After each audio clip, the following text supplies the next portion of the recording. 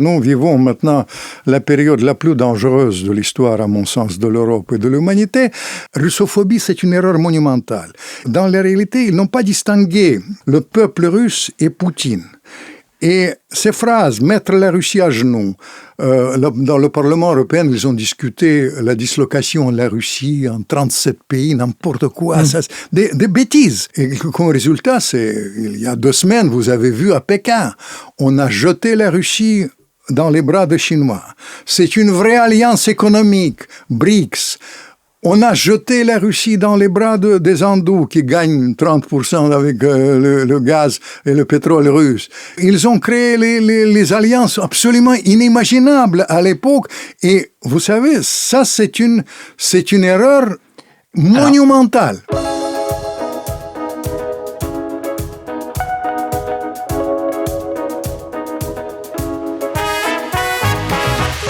Bonjour à tous et bienvenue à un nouvel épisode de Contact. De nouveau dans notre petite tanière parisienne, je vous présente mon premier invité de ce côté-ci de l'Atlantique. D'abord le contexte. La Russie, vous le savez, depuis le début de ce qu'elle appelle son opération militaire spéciale en Ukraine, retient beaucoup l'attention, pas toujours pour les meilleures raisons. L'arrivée du président Trump aux affaires devait peut-être permettre de trouver une solution négociée. C'est à tout le moins ce qu'il promettait. Le sommet d'Anchorage se voulait d'ailleurs un pivot, un point de bascule. Les résultats, vous le savez, se font toujours attendre. Pour y voir plus clair, avec moi, Vladimir Fedorovski. Vous êtes ancien diplomate à l'époque de l'URSS. Vous avez travaillé aux côtés de Brejnev, du légendaire ministre des Affaires étrangères Andreï Gromyko, mais aussi avec Mikhail Gorbatchev. Surtout avec Mikhail Gorbatchev, la perestroïka. J'étais même porte-parole des antiputschistes au moment de la fin du communisme. Mais ça, c'est le passé. Bon, que vous vous êtes réveillé. Mais je sais, pour vous avoir parlé à micro fermé, parce que vous me dites surtout à l'époque de Gorbatchev, je sais que ce n'est pas de la mauvaise conscience, mais que vous avez en ces temps dit des choses qui n'étaient peut-être pas conformes à ce que vous pensez aujourd'hui. Nous y reviendrons si vous voulez. Sinon, je finis quand même de vous présenter en disant que oui, vous avez travaillé surtout avec Gorbatchev à l'époque où les maîtres mots étaient glasnost et perestroïka. Vous avez écrit aussi depuis beaucoup.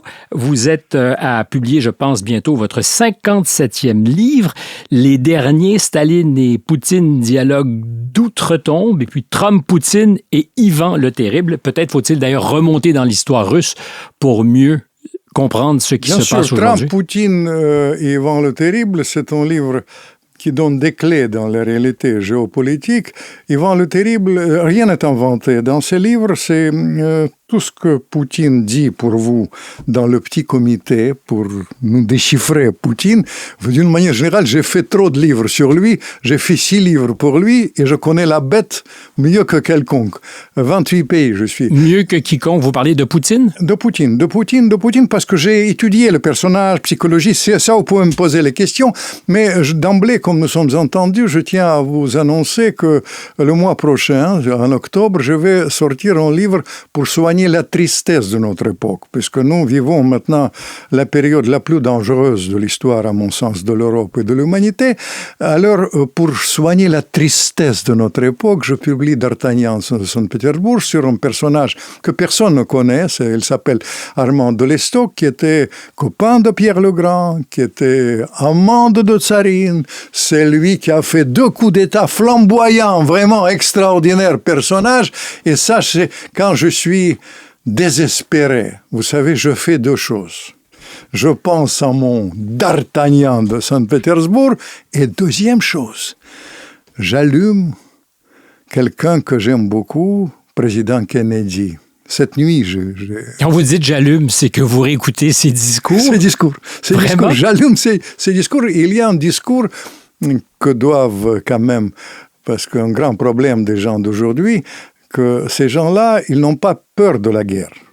Aujourd'hui, tout pays confondu, ils n'ont pas connu de la guerre, ils n'ont pas participé à la guerre. Et Kennedy, gens j'ai connu, vous dites Brejnev, mais au-delà de ça, ces gens-là, ils ont connu la guerre et ils ont eu peur de la guerre. Mais pour revenir à Kennedy, il disait dans ce discours que j'ai allumé J'ai écouté avant d'arriver dans la guerre qui nous attend. Il n'y aura pas ni vainqueur, ni vaincu. Que des perdants. Que des perdants. C'est pour ça que, pour que les gens ne soient pas tristes devant l'apocalypse qui nous guette, parce que l'apocalypse, à mon sens, nous guette, je publie D'Artagnan de Saint-Pétersbourg pour soigner la tristesse. Ça se soigne, la tristesse? Les Russes savent l'entretenir, leur tristesse. J'ai connu beaucoup de Russes et il y a une espèce de nostalgie ou de tristesse dans l'âme chez les Russes que j'ai connus qui était, ma foi, presque agréable. Mais je suis réconforté par le mot agréable, mais c'est pas tout le monde. Les Russes, ils peuvent être nostalgiques ou pas, mais cela dit, vous savez, la Russie vit dans l'histoire longue, pour reprendre le titre de Brodel. Il vit avec les personnages réels et les personnages d'autrefois. Ils n'aiment pas inventer le monde irréel, ils ne vivent pas dans le monde, disons, virtuel comme beaucoup de gens aujourd'hui, mais en revanche, vous savez, moi je vis avec Tolstoï, je vis avec D'Artagnan de Saint-Pétersbourg, je vis avec les grands poètes russes. Je me souviens, j'étais ami, on peut dire, de Chirac pendant 40 ans, et je l'ai reçu dans les jours de la fin du communisme. J'ai pensé, quand j'ai organisé la visite, ils devaient voir Eltsine à l'époque en amphore, etc. Et chez moi, un peu de vodka, et j'étais étonné. Et c'est lui qui a eu raison. On a pensé qu'on va parler de la politique, etc. Elle a dit non, pas du tout. Il m'a demandé que je l'amène au tombeau de Pasternak, docteur Givago. Il y avait les bougies. Et il dit, on comprend la fin du communisme à travers Dr. Givago. C'est beaucoup plus important, c'est pour ramener nous à votre histoire. On me demande toujours comment il faut comprendre la crise actuelle. Au-delà de ce que j'ai vécu, que je peux vous raconter, etc., quelles sont les raisons de ça, pourquoi la guerre, etc., pourquoi les réactions, pourquoi l'Occident est à côté de la plaque avec les sanctions, quand il a jeté la Russie dans les bras de la Chine, avec les choses comme ça. Et qu'est-ce qu'il faut faire, on me demande. Je dis une chose simple. Et je disais ça à un grand ambassadeur américain, le plus grand peut-être, c'est George Kennan. Ambassadeur à Moscou. Il était ambassadeur à Moscou une courte période parce que Staline l'a foutu dehors tout de suite. Mais c'est M. X pour son texte célèbre. Mais c'est surtout, quand vous connaissez, connaisseur que vous êtes, son télégramme, inventeur de containment. Et je lui dis, il faut que ces gens-là, ces pauvres types, qu'ils relisent Tolstoï. Il m'a regardé, il a dit non, Vladimir, pas du tout. Il faut qu'ils lisent Tolstoï. Oui, avant de le relire. Vous voyez? C'est comme ça. Alors, ça nous amène à parler de ce que nous vivons aujourd'hui. D'abord, beaucoup d'incompréhension, peut-être entretenue, à l'endroit de ce que sont les desseins de la Russie, de Vladimir Poutine. Je dis bien peut-être entretenu, mais vous m'avez dit tout à l'heure, on est à côté de la plaque. On est à côté de la plaque parce que 3 ans et demi sont passés. Vous savez, maintenant tout est connu. Quel était le dessin? Vous connaissez Rand Corporation, la publication qui sont publiques. Vous savez, 1919. Vladimir, ne faisons pas comme si tout le monde savait ce que l'on sous-entend. Vous savez, le récit occidental, la meilleure chose, les choses condensées, c'était quand la CIA a refilé ses analyses en décembre à New York Times, que les gens cliquent, tout simplement. Ça, c'est 6 pages extraordinaires sur la guerre, sur l'histoire secrète. Et tout est connu. Quel était le but de l'Occident? Pourquoi il fallait... Ils le disent d'une manière texto. Mais Rand Corporation, c'est encore plus loin. C'est 2019. Encore une fois, cliquez, Rand Corporation, c'est l'analyse des gens qui ont travaillé pour le gouvernement américain comme l'analyse. Quel était le dessin? Le dessin, pourquoi je dis à côté de la plaque? Parce que, vous savez, l'erreur capitale, c'est une erreur d'ailleurs qui remonte, si vous voulez comprendre vraiment où était l'erreur capitale, ça remonte à ma période. Donc 87, 8, 9, 10?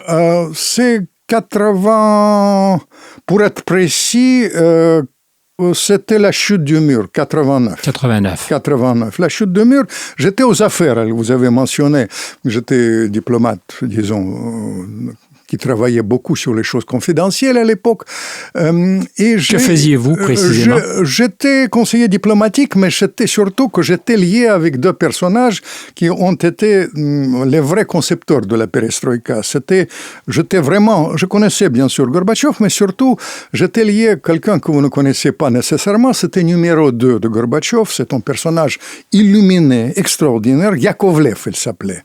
Numéro 2, c'est lui qui a inventé la perestroïka. Et l'autre, vous connaissez, c'était un Géorgien, c'était Shevardnadze. Exactement, vous prononcez bien Shevardnadze, bravo. Et je dois vous dire qu'avec Shevardnadze, je vais vous raconter les choses qui sont passées. Nous avons, à l'époque... Je vous rappelle que nous allons, à partir de ce que vous nous raconterez, décrypter ce qui se passe aujourd'hui. Exactement, c'est carrément... Donc, première erreur ou premier malentendu? Premier malentendu et première erreur capitale. Qu'est-ce qui se passait? Moi, j'étais présent, à l'époque, peut-être vous vous souvenez, Baker, secrétaire d'État américain. James Baker, secrétaire d'État américain, il vient nous voir et Shevardnadze me prend dans les négociations confidentielles, disons. Et Baker, il disait 2 fois en ma présence, je sais que contre avis de Mitterrand et de Thatcher, vous poussez la réunification d'Allemagne. C'était encore... avant bien la chute du mur, pousser la réunification d'Allemagne. Je vais être certain de comprendre, je vous arrête. Oui. Donc, la Russie, en 1989. 89. L'équipe de Gorbatchev. C'est déjà fait à l'idée que l'Allemagne devrait être réunifiée, c'est ce que vous dites? Réunifiée, exactement. Avant même que les Allemands publiquement n'en parlent. Avant qu'on parle publiquement, je vais vous dire la date même exacte. Je vais vous faire une petite révélation. La réunion était... Allons. Je vais vous raconter, si on poussait les choses, c'était juin 89. Le KGB envoie au Kremlin un document que si ça continue en Allemagne, c'est la fin de la RDA et la réunification est inévitable. Et ce document a été accompagné par 2 télégrammes, un de Londres et l'autre, c'est moi qui l'ai transmis, de Mitterrand, qui ont prévenu Gorbatchev qu'ils ne sont pas pour la réunification accélérée de l'Allemagne, qu'ils sont contre dans la réunification. Ça, c'était la position de l'Allemagne. Et c'était discuté entre 5 personnes. 2 personnes, c'était mes amis, Shevardnadze, comme vous dites, et Yakovlev, d'un côté les réformateurs, et d'autre côté le KGB, l'armée et Gorbatchev comme arbitre. Ils ont discuté 5 heures. Et on n'a pas pris la décision. Et après, il y avait une sorte de combine. Yakovlev, elle m'a raconté, ils ont été dans le désarroi. Et il a pris le téléphone tant que Gorbatchev va chez lui et elle a décidé de prendre la décision le lendemain matin. Il téléphone à Raïssa, qui était le vrai conseiller de Gorbatchev. Raïssa, la femme de Gorbatchev. Gorbatchev vient chez lui, il enlève ses chaussures, il met ses chaussons. Et Raïssa la briefe en répétant le mot de Yakovlev. Si on fait comme le KGB propose, qu'on arrête ça, nous sommes otages du KGB et de l'armée, et c'est la fin des réformes de l'URSS. Et Gorbatchev, le lendemain, il a Juin 89. Avant la chute du mur, c'était ce jour-là dans la réalité que ça s'est passé. Le reste, ce qu'on vous raconte, ça ne correspond pas à la réalité. Je vous raconte ça premièrement.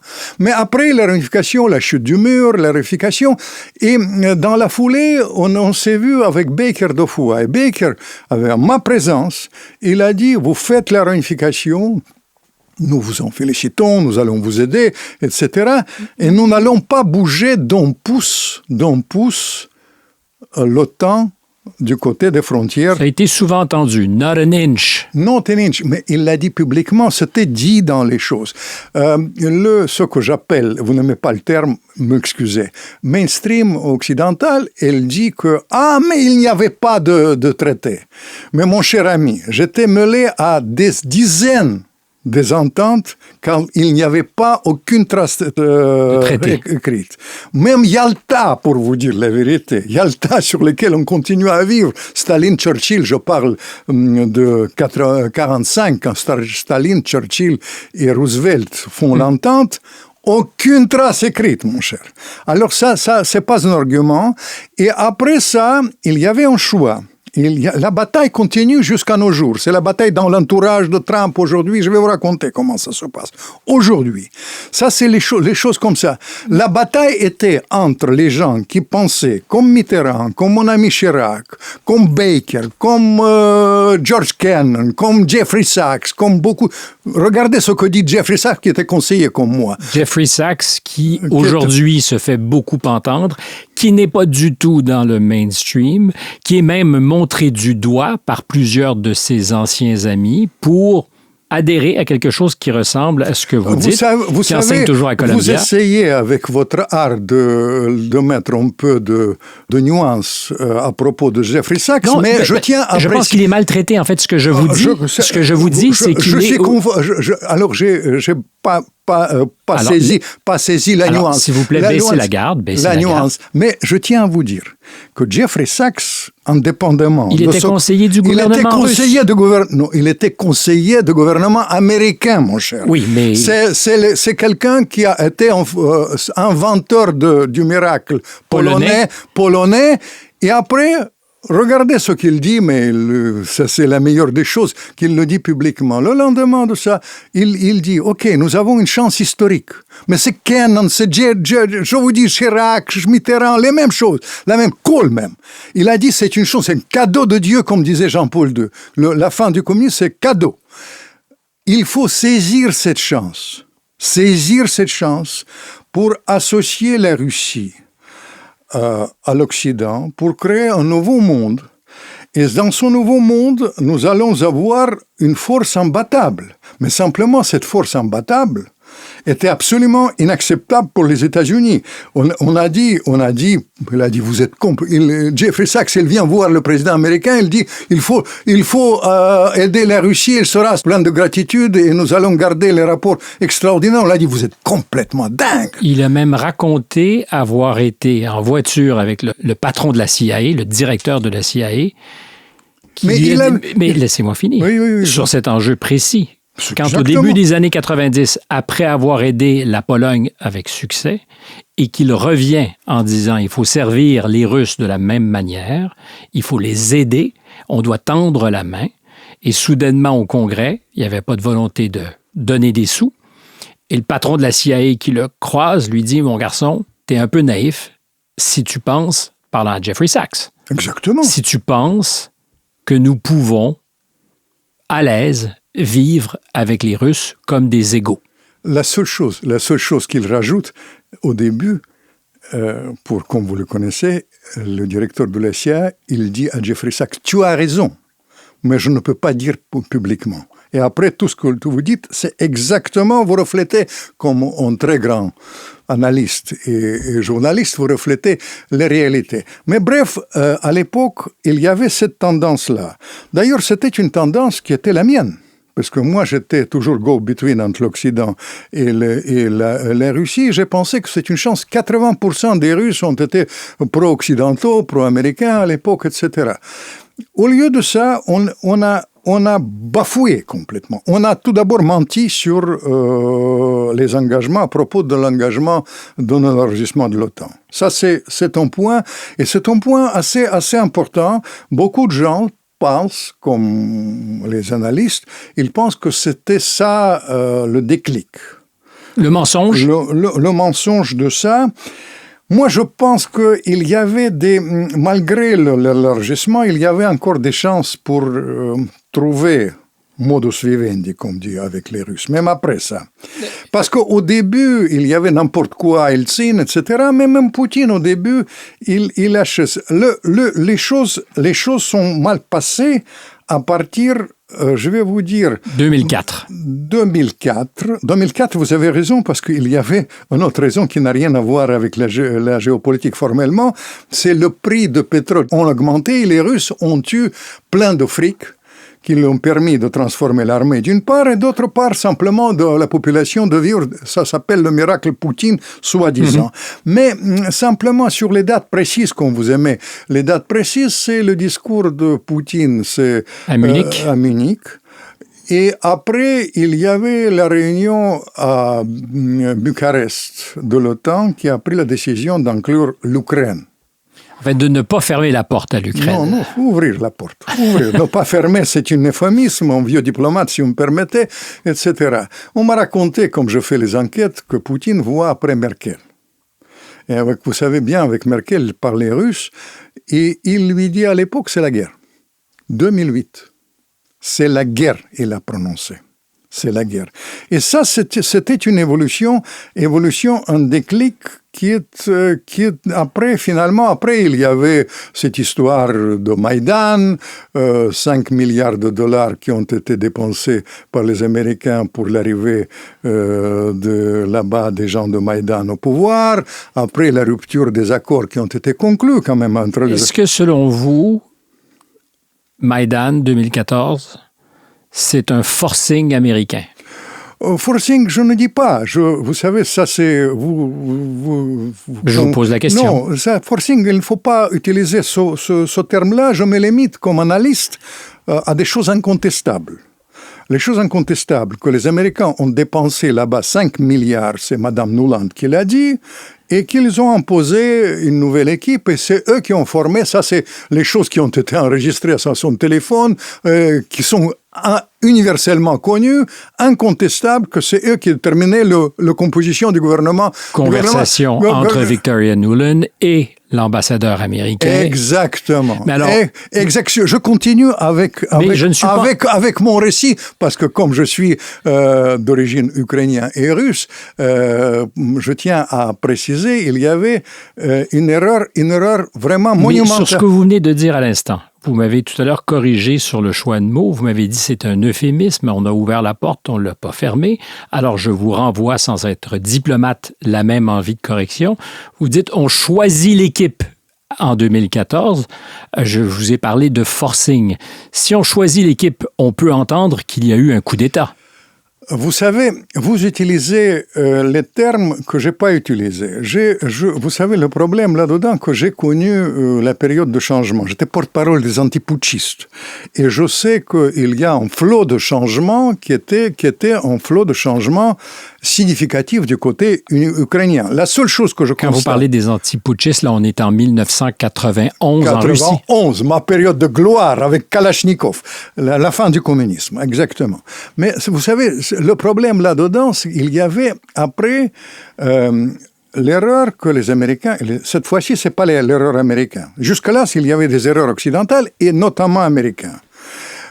Il y avait... des erreurs ou des choix parfaitement assumés? Non, mais vous savez, c'est les choix, vous avez raison, encore une fois, vous êtes plus diplomate que moi, parce que c'est les choix, mais c'est les choix erronés, pour moi. Parce que ça, c'est les choses. Moi, je vous dis qu'il y avait l'alternative jusque-là. Même pendant les événements de Maïdan, il y avait l'alternative. Parce que vous savez, les gens ne savent pas, mais je tiens à vous dire, il y avait les accords qui ont été conclus avec le gouvernement, avec la participation des Russes, avec le gouvernement français, gouvernement allemand, ministre des Affaires étrangères polonais, sur la passation du pouvoir pacifique à l'époque, entre les deux organisations de nouvelles, etc., dans le cadre de constitution. Ils ont décidé de sortir de la constitution. Après... étant Non, les gens qui étaient nommés par Mme Nuland, disons. Et je vous dis, après, qu'est-ce qu'ils font? Et ça, c'est une erreur monumentale. Sans cela, il n'y avait pas de période de Crimée. C'est pas vrai. Parce que Poutine a accepté ces accords. Ces accords ont été le lendemain déchirés, oubliés, complètement oubliés. Et Fabius, ministre des Affaires étrangères français, il est parti même à Pékin sans entendre la suite des événements. Et je tiens à vous dire, ils ont interdit la langue russe dans le pays où plus de moitié de la population parle russe. Interdire la langue russe, ça a provoqué après le flot. Ça, c'est la période qui concerne, disons, 14. Après, il y avait des accords, à mon sens, les accords hyper avantageux pour les Ukrainiens.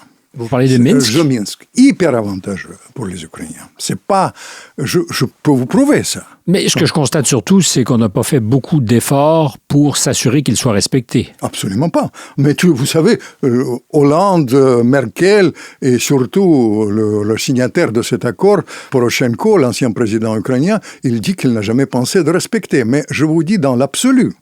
Dans l'absolu, c'était les accords hyper avantageux pour les Ukrainiens. Pourquoi? Parce que ça permettait de sauvegarder la souveraineté ukrainienne et sauvegarder l'appartenance de ces provinces notamment à Donbass et à Lugansk, à l'Ukraine. Si c'était réalisé, je vous assure, c'était une bêtise monumentale. Moi, je m'étonne même que Poutine, à l'époque, il est beaucoup reproché aujourd'hui, qu'il a accepté ça. Mais je sais comment il a accepté. C'était les accords, les deux personnes. Au fait, dans la réalité, il y avait deux négociations. Encore une petite révélation pour vous. Il y avait des négociations qui ont été menées en secret entre les gens de services secrets russes et américains en Finlande sur ces accords. Personne ne le sait. Et deuxième chose, il y a la rencontre tête-à-tête, toujours Merkel et Poutine, qui a décidé ça. Mais ne revenons pas... Mais est-ce que vous me dites en creux? Et je me permets de vous interrompre parce que dans le flow, on peut se perdre. Tout le monde n'est pas renseigné sur ces choses de la même façon. Est-ce que vous me dites... Le diable se cache dans le détail, mon cher. Tout à fait. Est-ce que vous êtes en train de soulever l'hypothèse, ou vous avez la certitude, qu'on sous-estime en Occident le fait que Vladimir Poutine était peut-être chez lui sur la défensive pour avoir fait trop de compromis du point de vue de ce qu'on pourrait appeler les conservateurs russes? Vous me suivez? Je vous suis très bien, mais je tiens à vous dire, comme on est dans la franchise, le conservateur russe, c'est un mot très flou. Là-dedans, il y a plusieurs composantes. L'ancien communiste. L'ancien communiste, Staline est le plus populaire dans la Russie, etc. Mais les anciens communistes, c'est pas eux qui décident. Il y a l'armée. L'armée qui a beaucoup reproché à Poutine autrefois les accords de Minsk d'une part, et d'autre part, elle reproche aujourd'hui que malgré les deux armées de réserve de 200 000 personnes qui sont prêtes à aller à l'offensive, Poutine ne donne pas le feu vert. Il reproche à Poutine aujourd'hui, ils ont le goût... Du sang? Le goût, même, j'utilise le mot exquis, pour moi, parfum de victoire, mais les Français me corrigent, l'odeur de la victoire. Aujourd'hui, encore une fois, on vous raconte des choses, mais tout est vu dans l'espace. Les Russes avancent d'une manière significative là-bas. Et sur ce plan, en Ukraine, d'une manière absolument, c'est absolument certain. Il n'y a pas de doute à ça. Tout le monde le sait. Simplement, tout le monde continue à dire en public des choses différentes, mais il le sait. Mais surtout que l'armée, vous avez raison dans votre question, que le vrai problème de Poutine maintenant, comme autrefois, Poutine, c'est un manœuvrier, je l'ai expliqué dans Trump, Poutine et Ivan le Terrible, parce que c'est un être très particulier, il agit comme un maître des arts martiaux. Vous savez, c'est un judoka, l'excellent judoka d'ailleurs, membre de l'équipe olympique, il agit comme judoka, qui essaie de bousculer l'adversaire, mais il prend beaucoup de distance, beaucoup de résilience. Pour l'armée, c'est trop. Ils disent que nous sommes en train de gagner là-bas, vous vous arrêtez, vous voulez nous priver de victoire. Et ça, c'est un facteur très important aujourd'hui. Comme autrefois, vous avez raison, à propos de Minsk, ils ont été persuadés qu'il fallait aller à ce moment-là. Et Poutine ne voulait pas y aller, parce qu'il ne voulait pas rompre avec l'Occident. Il voulait continuer dans son esprit, j'ai étudié la bête, dans son esprit germanophile. Germanophile, comme il était espion en Allemagne, mais pour autant était-il germanophile? Évidemment, mais ça c'est un truc type. D'ailleurs, souvent, les gens qui ont été espions dans leur pays, ils deviennent... Je vais vous dire... Est-ce que vous êtes francophile et donc espion, est-ce qu'on doit soupçonner?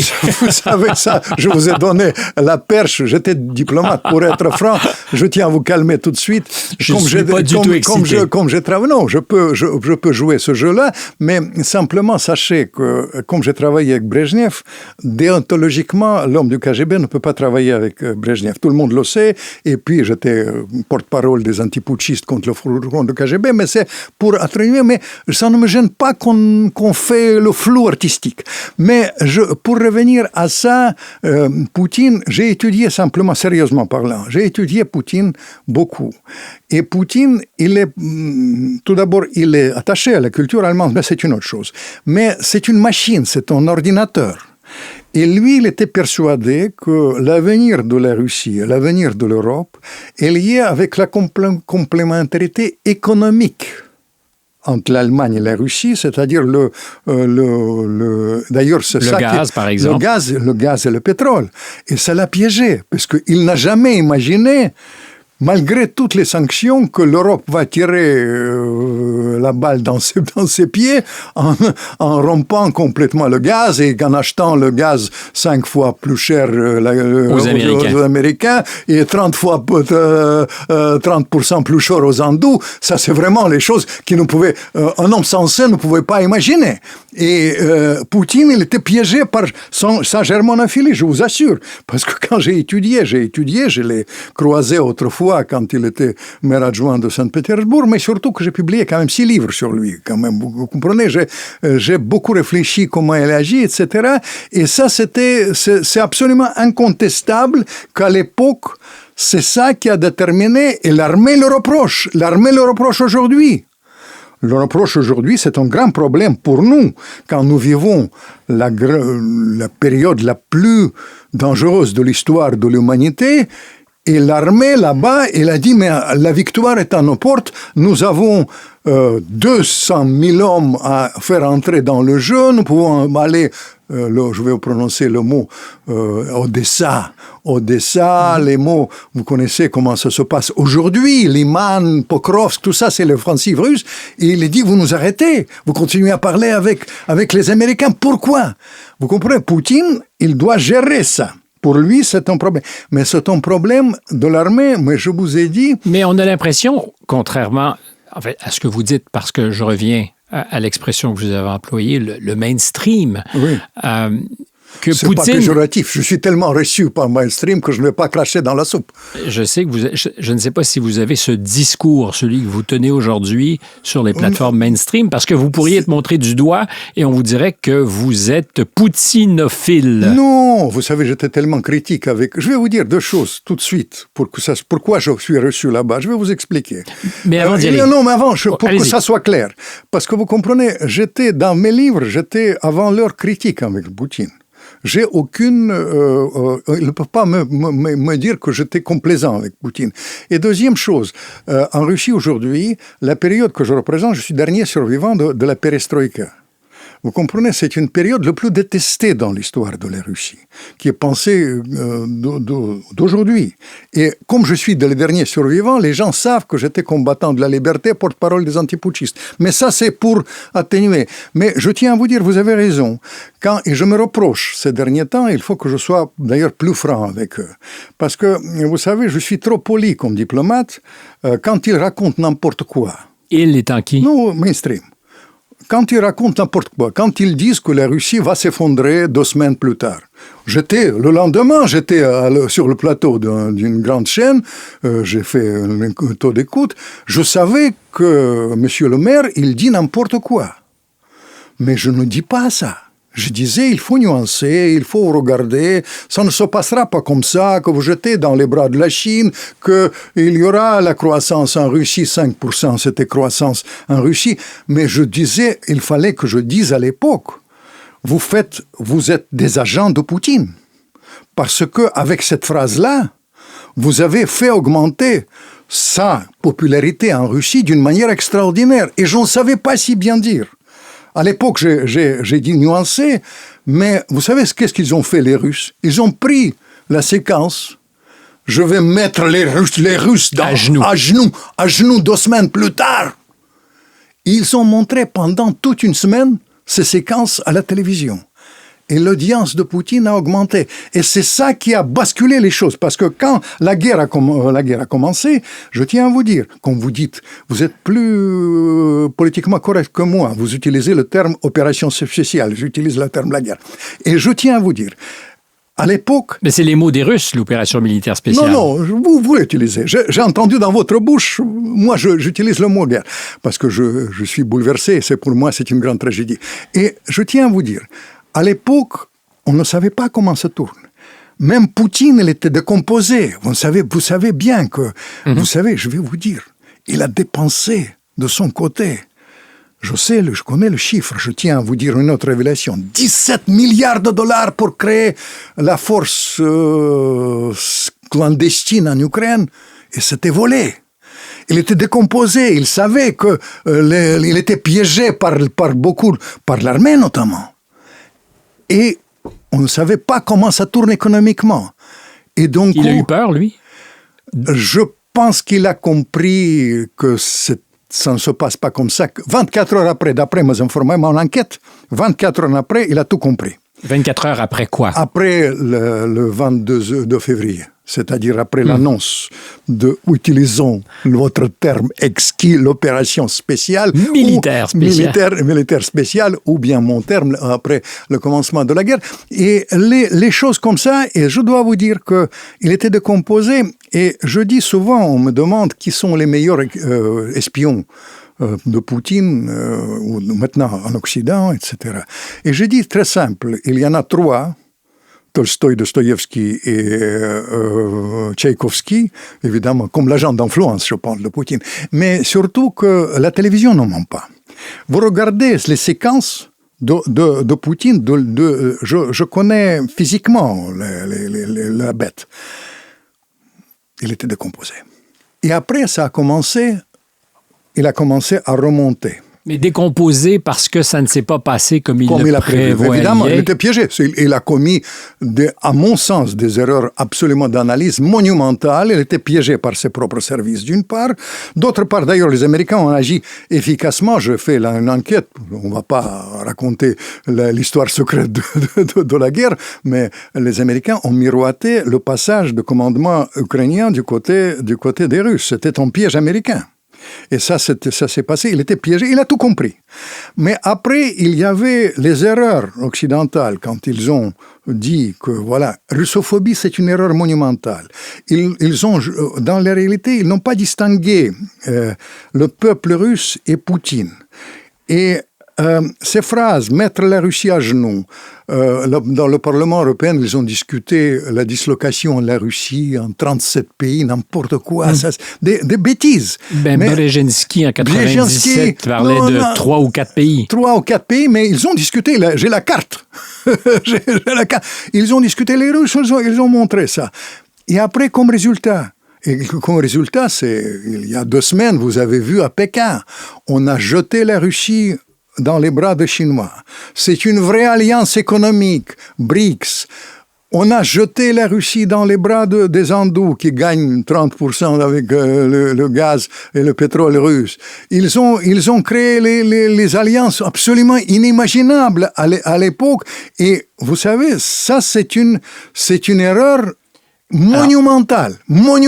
Avant qu'on ouvre cette parenthèse, j'allais vous demander si, quand on fait l'analyse de notre côté de ce que Vladimir Poutine n'essaie que de gagner du temps, c'est-à-dire que votre supposition, c'est qu'il a jusqu'à la dernière minute eu espoir de pouvoir tendre la main à l'Occident et qu'il pensait qu'il était possible de trouver un terrain d'entente. Jusqu'à dernier espoir, non. Il y avait la rencontre avec Biden en Suisse qui s'est mal passée. À Genève, mais il y avait la chose définitive. Et ça, mon ancien condisciple, Guimau, Lavrov, quand il a vu en janvier Blinken, et ça s'est mal passé. Blinken, il a dit, mais peut-être on peut négocier. Janvier 2022. Exactement. Il faut faire attention pour janvier 2022.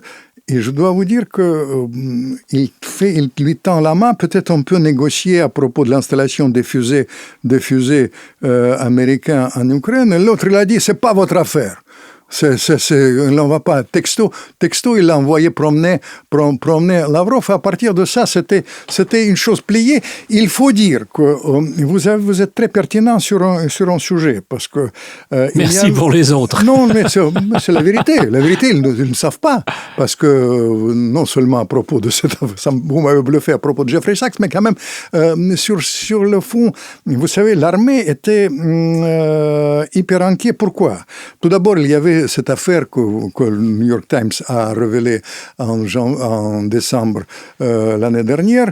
Vous parlez du niveau de la collaboration entre les Américains et les Ukrainiens. Exactement. Vous souvenez cet article? Présence de bases. Gestion dans les bases, 12 bases américaines. Tout ça, c'est les choses que les Russes connaissaient. L'armée connaissait, et la situation était telle que, d'après l'analyse de l'armée, et ça, je donnais l'enquête, si on attend encore plus, ce serait irréversible. Les Ukrainiens, ils vont entrer là-bas et ce sera la perte de Crimée garantie. C'est ça. Et Poutine, il les a écoutés. Mais bref, ça, c'est l'affaire de 2014. Et après, il faut dire que Poutine, il a eu, vous dites, gagner du temps. Mais encore aujourd'hui, c'est parce que, parlons de l'actualité. On vient de faire la longue histoire. Oui. Mon pari était au départ quand j'ai parlé de l'opération militaire spéciale, et vous me regardez avec votre petit sourire, j'étais un peu ironique, évidemment, puisque ce sont les mots du Kremlin. Je disais surtout que récemment, il y a eu un sommet à Anchorage où, d'abord, on s'est ému de ce qu'on donne une tribune à Vladimir Poutine, alors que des tribunes, il en avait eu. Pas vous, avec votre phrase de opération spéciale. Alors que Poutine n'avait pas attendu d'être à Anchorage pour être reçu et foulé des tapis rouges à Beijing et ailleurs, parce qu'il y avait encore des relations avec une grande partie du monde. Mais je disais, depuis cette rencontre, les résultats se font attendre. Et l'impression et le discours officiel, c'est Poutine fait semblant de vouloir négocier, et peut-être que c'est le cas, et est inflexible sur ses objectifs et gagne du temps. Où est-ce que nous nous trompons ou est-ce que nous nous trompons pas?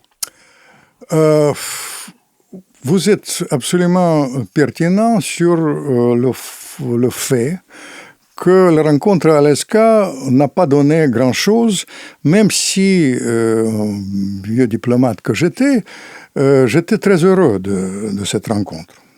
Je vais vous dire pourquoi. Parce que vous comprenez, nous étions dans la situation où tous les contacts ont été rompus, d'une part, et pendant la guerre froide, nous avons gardé toujours, dans les pires moments, les contacts. Alors, selon vous, par exemple, dans la période après le 22 février 2022, jusqu'au début du mandat Trump, quand on commence à se retrouver en Arabie Saoudite, ces 2 années et un peu plus, il y avait moins de contacts entre Russes et Américains que pendant la guerre froide? Évidemment, ça n'a rien à voir. Moi, j'étais dans les pires moments, quand il y avait des tensions. J'ai participé à beaucoup de contacts confidentiels, pour vous dire la vérité. Et vous comprenez, nous avons gardé toujours le contact. Et on a très bien, on savait, tout d'abord, on analysait beaucoup mieux la situation. Les choses comme ça, le monde virtuel, la Russie s'écroule, les Russes sont nuls, Poutine, il sera renversé, n'importe quoi.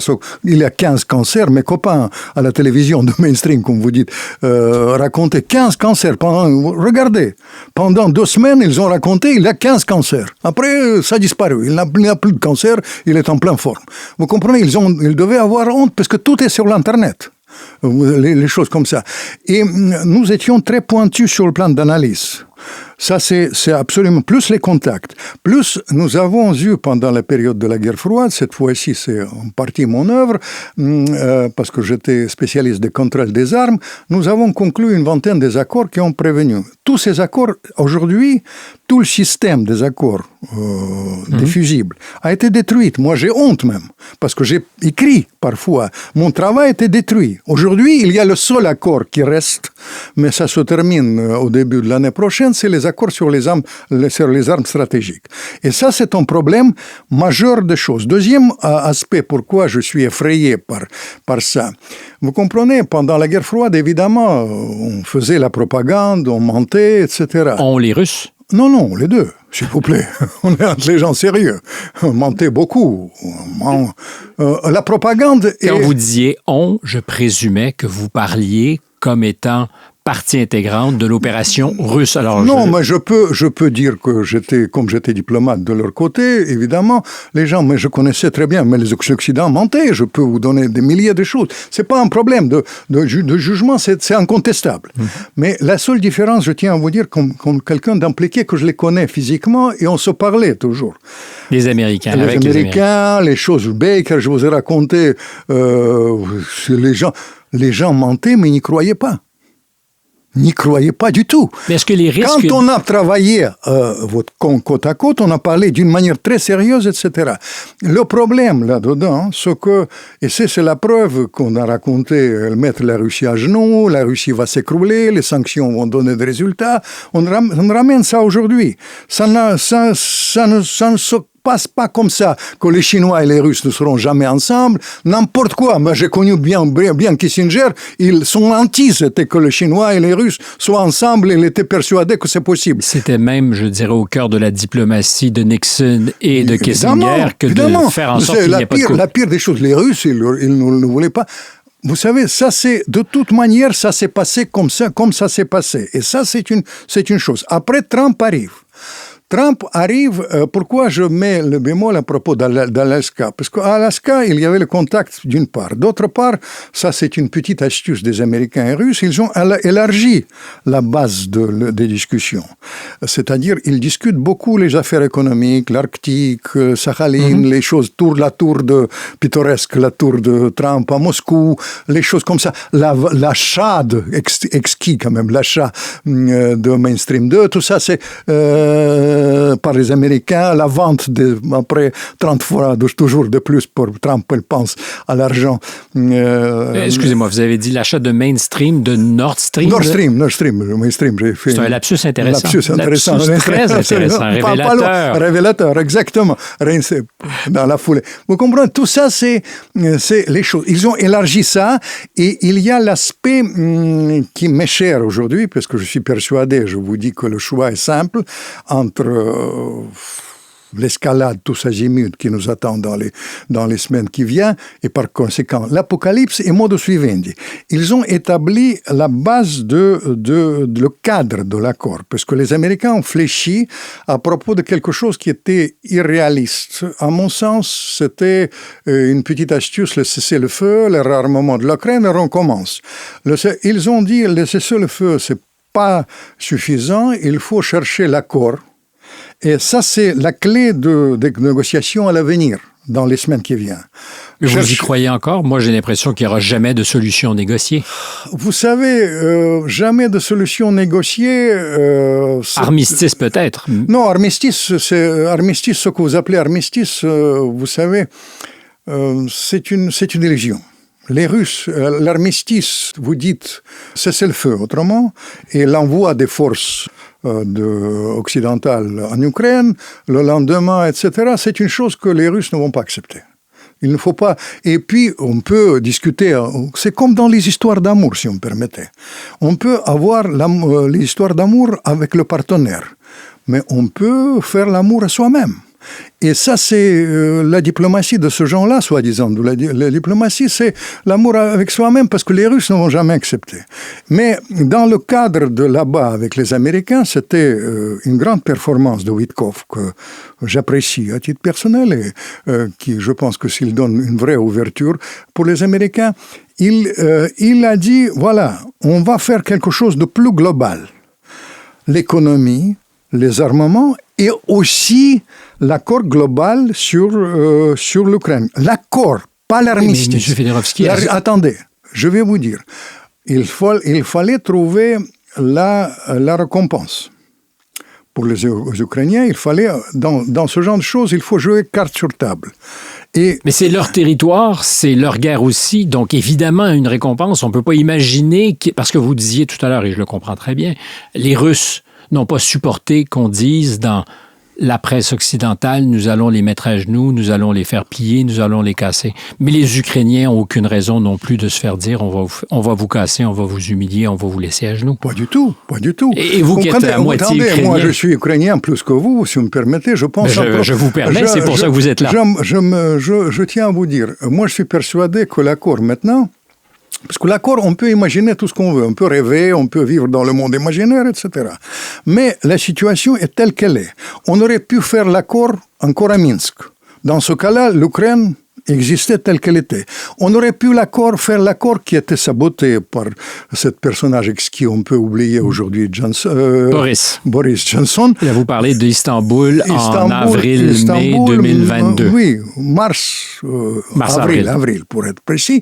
Et les choses comme ça. Dans ce cas-là, il n'y avait pas de 4 oblasts, etc. Si ça continue comme ça, vous comprenez, les Ukrainiens, ils n'ont pas de personnel. Là-bas, ça, c'est une chose. Deuxième chose, maintenant, le temps presse. À mon sens, le temps presse. Parce que si ça continue comme ça... Vous ne dites pas le temps presse, vous dites le temps presse. Non, le temps presse. Le temps, c'est une autre question et on ne peut pas faire... Nous ferons une autre émission à propos de le temps un jour. Mais le temps presse, pourquoi? Parce que, franchement, l'évolution militaire là-bas, c'est très inquiétant. Et ça, il ne faut pas se leurrer. Vous comprenez, si ça continue l'avance, ce sera difficile plus tard. Mais surtout que le problème est simple.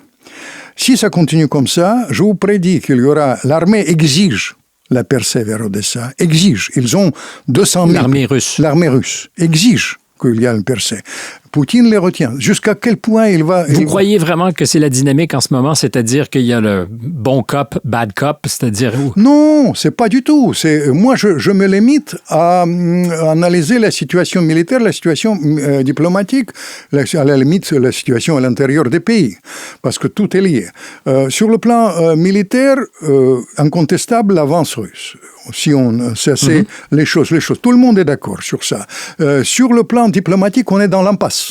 Moi, j'étais ahuri qu'on a eu ce cadre et après, rien ne se passe, même si, je tiens à vous donner la révélation, j'ai fait quand même une enquête, on dit oui, 8 fois, ils ont parlé au téléphone et une fois, ils ont parlé beaucoup de plus de fois. Ils parlent très souvent, Trump. Mais je suis aussi de cet avis parce qu'au départ, quand il y a eu la première conversation officielle confirmée l'hiver dernier, Trump avait déjà dit qu'il avait... Il a dit, j'ai parlé hier. Ouais. Exactement. Vous êtes pertinent. Vous êtes peut-être le seul qui l'a remarqué en Occident. Parce que tout d'abord, il parle, etc.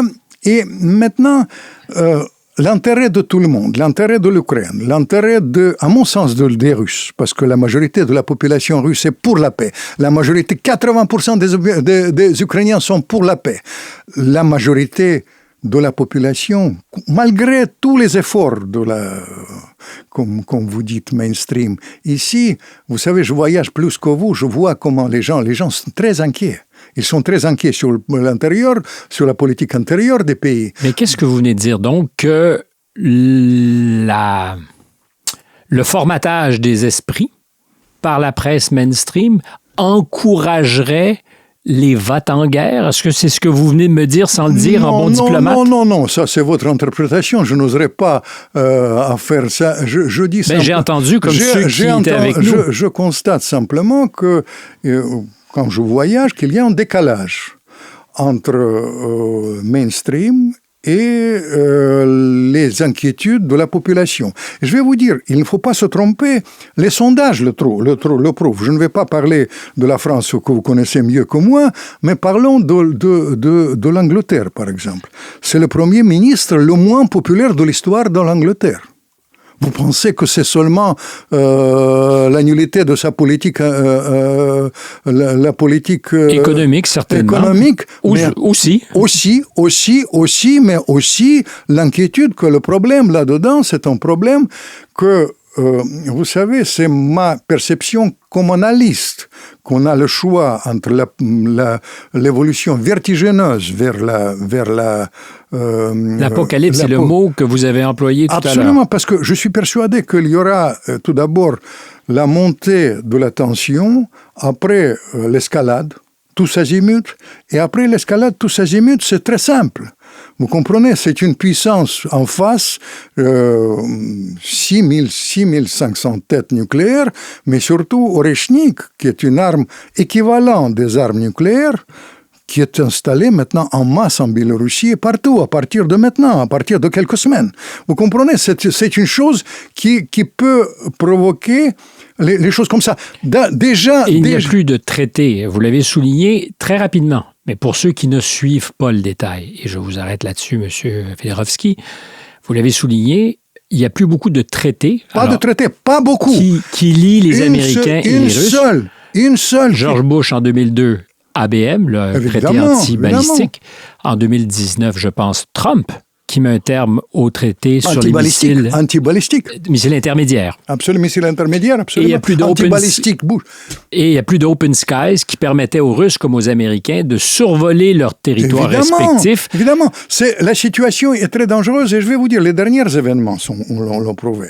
Parce que c'est vrai que ça c'est... On a su, parce que c'est pas significatif sur le plan militaire, en tout cas c'est beaucoup moins significatif que les frappes israéliennes là-bas à Qatar, mais le problème là-dedans que j'ai vécu humainement, vous comprenez, quand on monte la tension comme ça peut arriver accidentellement.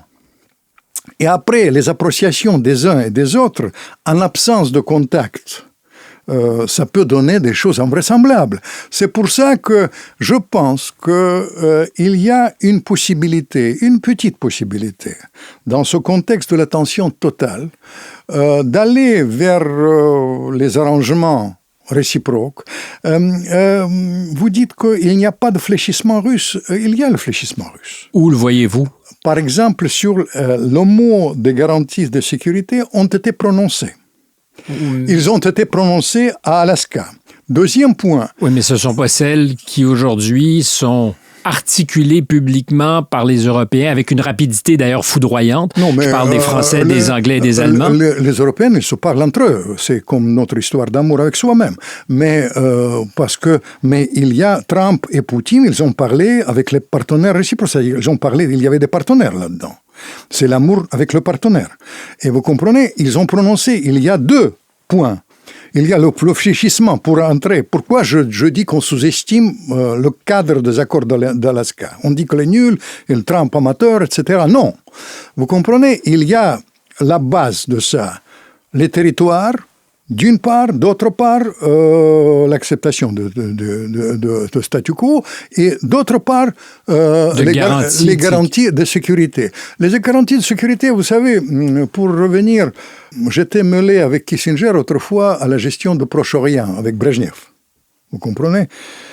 Nous avons su gérer ça. Vous savez, on a géré le cessez-le-feu à l'époque. Je me souviens quand Brejnev, il vient voir Kissinger, il l'embrasse sur la bouche, je le demande, maître à Kissinger, c'était difficile. Et il m'a dit, c'est pour la paix. Et on a géré ça à l'époque. Résultat net des courses, M. Fedorovski, pour ce qui est de la paix au Proche-Orient, c'est pas tout à fait gagné. Si j'étais palestinien, je me réjouirais pas. Mon cher ami, on a évité la guerre pendant la guerre de Kippour. On a évité la guerre mondiale. Et on était à 2 doigts. Et ça, c'est ma fierté, puisque j'étais mêlé à ça. Pour revenir... Mais c'est une nuance importante. C'est que parce qu'aujourd'hui, nous vivons des horreurs, ne veut pas dire qu'en d'autres temps, on n'a pas évité pire. On n'a pas évité pire, et on a évité pire parce qu'on était professionnels et très lucides. Je tiens à rajouter une chose, et ça, j'étais toujours, si vous regardez le livre, Trump, Poutine et Ivan le Terrible, je termine ça avec les recherches de compromis possibles, et j'introduis la notion de l'entrée de l'Ukraine à l'Union européenne. Et vous avez remarqué... Toléré par les Russes. Poutine a dit que c'était possible. Exactement, mais ce n'était pas la position avant. La position avant, c'était...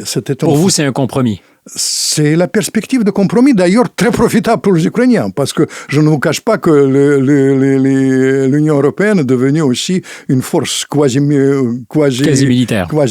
Il ne faut pas... Vous comprenez, il y a les choses. Ce que je souhaite, avec mon expérience de la fin de la guerre froide, avec, franchement, ma nature de diplomate, et finalement avec mes doubles origines aussi, ukrainien et russe, ce que je souhaite, qu'avant de passer à l'escalade, qu'on essaye de rétablir les contacts, qu'on essaye de négocier, et c'est une chose possible. Je pense que c'est l'intérêt bien compris aussi de Poutine. Parce que, vous comprenez, je vous ai parlé de cette situation quand Gorbatchev a failli devenir l'otage de l'armée et du KGB. Il ne peut pas être otage des choses comme ça, mais tel que j'ai décrit dans mes livres... Il y a un risque encore qu'aujourd'hui... Évidemment, mais détrompez-vous, quand vous regardez, l'armée exige maintenant... Mais est-ce que l'armée peut, dans une configuration que vous imaginez, être plus forte que Poutine? Je ne pense pas, mais tout ça, c'est fragile. Tout ça, il faut gérer ça. Il faut gérer. Je ne crois pas du tout aux sanctions qu'il annonce 500%, cher au sénateur Graham, contre la Chine. Je ne crois pas à l'efficacité de ça, mais vous savez, je vais presque vous donner deux images. Vous savez, il y a une image qui était dans mon livre, Ivan le Terrible. Ivan le Terrible, il disait, il n'y a rien à faire avec l'Europe. L'Europe, c'est les gens imbus d'eux-mêmes. Nous sommes trop grands pour eux, il faut travailler avec l'Asie, avec les Chinois. C'est un concept qui prime aujourd'hui. Mais il y a un autre, dans le D'Artagnan de Saint-Pétersbourg, c'est bien présent, c'est Pierre le Grand. Et j'appartiens à ça. Pour vous dire, en dehors de ma nature de diplomate, de mes doubles origines, etc. Mais vous avez voté avec vos pieds, je vous dirais, puisque vous habitez ici en France depuis plus de 30 ans. Pierre Legrand, bien sûr. Mais vous savez, d'office, vous voulez ou non, je vous aide à déchiffrer. Vous êtes bien avec moi. Pourquoi? Parce que, si vous me permettez, pour ne pas cracher dans la soupe des autres, vous savez, au lieu de me donner votre avis, parce que quand je viens chez eux, ils ne me posent plus de questions ailleurs. Ils donnent leur avis. On a cherché ensemble parce que mon désir, je m'éclipse. Je ne vous donne pas mon avis. Je vous donne les éléments incontestables dans le monde plein de dangers qui nous attend. Et je vous dis, je pèse mes mots. Aujourd'hui, plus que jamais, je suis partisan de retour de la diplomatie. De retour de la diplomatie avant que ce soit trop tard. Et finalement, sur ce plan-là, il y a une préalable. C'est les analyses sans préjugés, ce qu'on a essayé de faire dans votre émission. C'est très gentil de le dire. Ceci étant dit, à la lumière des derniers développements, on a l'impression que tout est bloqué. Est-ce qu'on sous-estime le potentiel de lubrifiant qui aurait été mis dans les engrenages par cette rencontre à Anchorage? Parce que ça a donné l'impression, pour citer Shakespeare, de tout ça pour ça, ou enfin pour pas grand-chose. C'est pas vrai. Non. Donc, c'est pas vrai. Pourquoi? Parce que je sais que les contacts sont continus. Et ils se parlent, ils continuent à parler publiquement et secrètement, parfois en négociant d'une manière publique par la presse interposée, mais le plus souvent dans le secret, parce que les choses comme ça.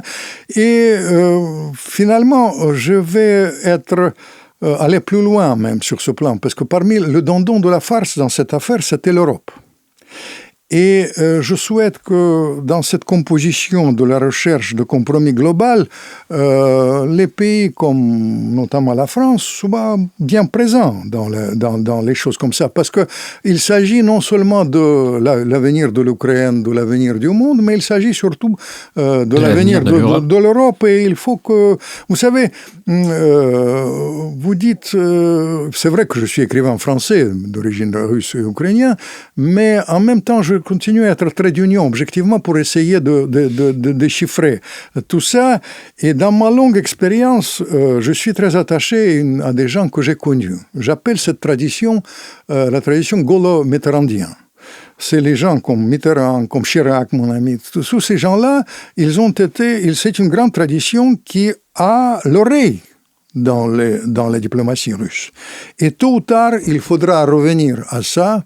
J'espère bien que vous êtes aussi Canadien à vos heures. Je tiens à vous dire, j'espère bien qu'il y aura une réflexion de l'autre côté de l'Atlantique aussi. Sur ces enjeux. Sur ces enjeux-là, même si vous avez absolument raison, la bataille est féroce entre l'État profond, là-bas, il y a deux tendances autour de Trump qui s'affrontent. Il y a symbolisé Witkoff et Kellogg à peu près. Il y a vice-président américain qui est un grand partisan de la paix comme moi. Tout ça, c'est pas gagné d'office, mais l'alternative est terrible. Mais vous êtes conscient quand vous employez l'expression l'État profond avec peut-être M. Kellogg associé davantage aux néoconservateurs, immédiatement, c'est le procès en complotisme qui est fait. C'est-à-dire cette idée qu'il y aurait une vision manichéenne du monde qui nous anime ici et qui n'est pas conforme réellement à la réalité. Mais vous savez, 30 ans de la domination, disons, de l'État profond des néoconservateurs. L'Irak, la Libye, l'Afghanistan, les sanctions contre les Russes, les 15 cancers de Poutine. On a trop. Moi, je regarde ça, je n'ai pas d'a priori. J'ai connu bien Brzezinski. Brzezinski n'était pas comme ça, je vous assure. Brzezinski, il a eu ses idées, etc., mais il regardait la réalité d'en face. Mais surtout, je pense aux grands Américains, comme James Baker, comme, vous savez, les gens qui ont travaillé avec Bush, il les appelait d'une manière exquise, les néoconservateurs, vous connaissez le terme. Les cinglés de sous-sol, puisque nous sommes dans les sous-sols, ils ne montaient pas. Les cinglés du sous-sol qui peut-être ont aujourd'hui moins leur mot à dire. Je suis d'accord avec vous qu'il y a un combat qui se livre quelque part entre deux visions du monde. Tout à l'heure, puis je vais terminer là-dessus, parce qu'on n'a pas bouclé cette boucle. Je vous ai posé la question de ces 2 années. Entre le moment où les Russes sont intervenus militairement en Ukraine et les débuts de l'administration Trump. Pensez-vous vraiment que pendant ces 2 années, parce qu'il n'y avait pas de communication, pour ce que vous en savez, parce que peut-être qu'il y en avait des très secrètes, profondes, mais que nous étions plus à risque d'un dérapage dangereux que nous l'avions été au pire moment de la guerre froide? Je suis absolument certain, tout d'abord, que les contacts confidentiels ont été rompus. Pour être précis, pour atténuer mon propos, il y avait des contacts entre les chefs d'état-major américains et les Russes, pour éviter quand même le malentendu. Les malentendus. Mais le problème là-dedans, que moi je suis persuadé qu'on aurait pu éviter ça. Dans l'intérêt d'ailleurs des Ukrainiens en premier lieu, parce que si je vous donne les vrais chiffres des pertes ukrainiennes, ça me saigne. C'est impossible. Bref, moi je reste persuadé. Et les Russes aussi, hein? Et les Russes aussi, bien entendu. Ça, des centaines de milliers d'hommes et de femmes? Ça, ces centaines de milliers, c'est un euphémisme dans le cas des Ukrainiens. N'oublions pas les chiffres, parce que les chiffres... Mais vous êtes en train de me dire donc qu'il y aurait davantage d'Ukrainiens que de Russes, alors que dans le discours accepté, c'est les Russes qui vont au hachoir à viande, c'est l'expression, c'est les Russes qui paient le prix lourd, et les Ukrainiens aussi, mais dans une moindre mesure. C'est ce qu'on nous dit. Quand j'écoute et je lis... Vous écoutez qui? McGregor? Alors, Colonel McGregor, peut-être Davis? Qui vous écoutez? Vous comprenez? Je ne voudrais pas entrer dans les chiffres. Pourquoi? Et il me raconte... Vous savez, il nous raconte n'importe quoi. Il étant qui? Mainstream. N'importe quoi. N'importe quoi, et ils le savent. Vous comprenez? Ils le savent, et je vous renvoie à Mais vous ne serez plus jamais invité. La dernière fois qu'on s'est vu, c'était sur le plateau d'Apolline de Malherbe. Ils m'invitent parce que je fais un score extraordinaire. Et puisque je suis... Mais vous en faites le procès aussi. Je suis crédible parce que je ne mens pas. Vous comprenez les choses comme ça. Mais attendez, dans quel monde vous vivez? Ah, moi, je vis dans le même monde.